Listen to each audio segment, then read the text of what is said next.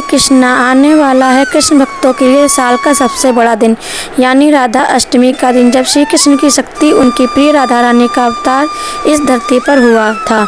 आज की इस वीडियो में हम आपको बताएंगे कि कब और कैसे करें राधा अष्टमी का व्रत, कब होगा राधा अष्टमी व्रत को खोलने का शुभ मुहूर्त, राधा अष्टमी के दिन कैसे करें राधा रानी की पूजा। यह सब जानना चाहते हैं तो वीडियो अंत तक जरूर देखें।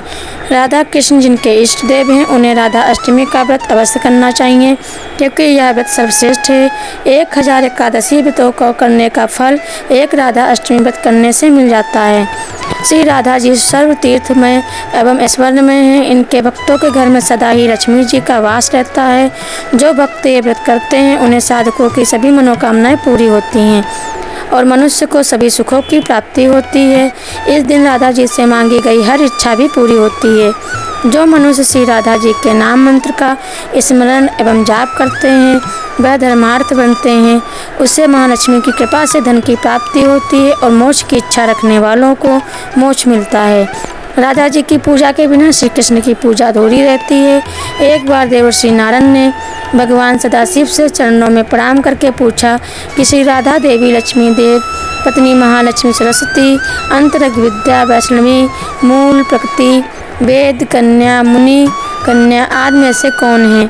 इस प्रश्न के उत्तर में भगवान शिव ने कहा कि किसी एक बात की क्या कहें, कोटि कोटि महालक्ष्मी भी श्री राधा के चरण कमलों की शोभा के सामने नहीं ठहर सकती। इसलिए श्री राधा के रूप, गुण और सुंदरता का वर्णन किसी एक मुख से करने में तीनों लोकों में कोई भी सामर्थ्य नहीं रखता। उनकी रूप माधुरी जगत को मोहने वाले श्री कृष्ण को भी मोहित करने वाली है। इसलिए इन्हें मदन मोहन मोहिनी भी कहा जाता है। इसी कारण अनंत मुख से भी मैं उनका वर्णन नहीं कर सकता। भाद्रपद मास के कृष्ण पक्ष की अष्टमी के दिन द्वापर युग में भगवान श्री कृष्ण धरती पर प्रकट हुए थे।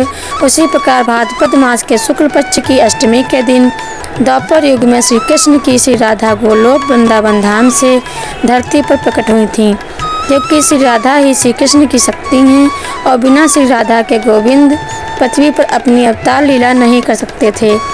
साक्षात श्री कृष्ण ने ही श्री राधा से प्रार्थना की थी कि मेरा पृथ्वी पर अवतार लेने का समय आ गया है, अतः आप भी अवतार लीजिए।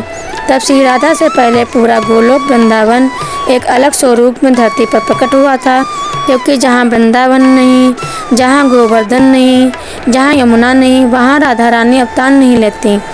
धरती पर ब्रज क्षेत्र वृंदावन बनने के बाद श्री राधा यहाँ राधा अष्टमी के दिन अवतार लेती हैं। राधा अष्टमी के दिन श्री राधा जी के चरणों के दर्शन भी होते हैं और बाकी सारे साल श्री राधा के चरण ढककर रखे जाते हैं, क्योंकि यह संसार की सबसे अमूल्य वस्तु है और इन्हें देखने मात्र से व्यक्ति की हर इच्छा पूरी होती है। आइए अब जानते हैं राधा अष्टमी पर व्रत पर पूजा के शुभ मुहूर्त। इस साल भाद्रपद माह के शुक्ल पक्ष की अष्टमी तिथि 10 सितंबर मंगलवार को रात 11:11 से शुरू हो रही है और इस तिथि का समापन 11 सितंबर बुधवार को रात 11:04 पर होगा। उदय तिथि के आधार पर राधाअष्टमी का पावन पर्व 11 सितंबर 2024 को ही मनाया जाएगा और इसी दिन राधा अष्टमी का व्रत भी रखा जाएगा। इस बार राधा अष्टमी के दिन राधा रानी की पूजा के लिए आपको 2:03 का शुभ मुहूर्त प्राप्त होगा। जो लोग व्रत रखेंगे वह दिन में 11:03 से दोपहर 1:32 तक राधा अष्टमी की पूजा कर सकते हैं। राधा अष्टमी की पूजा दोपहर में भी करते हैं और दोपहर के समय में ही राधा रानी का पंचामृत यानी दूध, दही, घी, शहद और चीनी से अभिषेक किया जाता है। राधा अष्टमी पर ज्येष्ठा नक्षत्र सुबह से लेकर रात 9:02 तक रहेगा। उसके बाद मूल नक्षत्र प्रारंभ होगा। इस दिन ब्रह्म मुहूर्त सुबह 4:32 से सुबह 5:18 तक रहेगा। वहीं राधा अष्टमी के दिन कोई अभिजित मुहूर्त नहीं है। इस साल राधा अष्टमी के दिन 2 शुभ योग बन रहे हैं। राधा अष्टमी पर प्रीति योग सुबह से लेकर रात 11:55 तक बना रहेगा। इसके बाद आयुष्मान योग बनेगा। राधा अष्टमी की पूजा प्रीति योग में ही होगी। वहीं रवि योग का निर्माण रात में 9:02 पर होगा और अगले दिन 12 सितंबर को सुबह 6:05 तक रहेगा। आइए अब जानते हैं राधा अष्टमी की पूरी पूजा विधि। अन्य व्रतों की भांति इस दिन भी प्रातःकाल सूर्योदय से पूर्व उठकर स्नान आदि क्रियाएं पूरी करके श्री राधा जी का विधिवत पूजन करना चाहिए।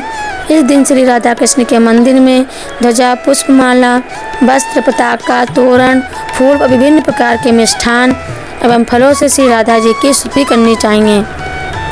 इस दिन राधा कृपा, कटाक्ष और राधा सहस्त्र नाम अवश्य पढ़ना चाहिए। पूरे दिन व्रत करना चाहिए। आप राधा अष्टमी का व्रत बाकी आम व्रतों की तरह फल खाकर, जल पीकर कर सकते हैं, पर इस व्रत को निर्जला करने से सबसे ज़्यादा पुण्य की प्राप्ति होती है। निर्जला व्रत में राधा अष्टमी पर कुछ भी खाया पिया नहीं जाता। राधा अष्टमी पर मंदिर में 5 रंगों से मंडप सजाएं, उनके भीतर षोडश दल के आकार का कमल यंत्र बनाएं। उस कमल के मध्य में दिव्य आसन पर श्री राधा कृष्ण की युगल मूर्ति पश्चिम दिशा की ओर मुख करके स्थापित करें। फिर श्री राधा को पंचामृत फलों के रस आदि से स्नान कराएं।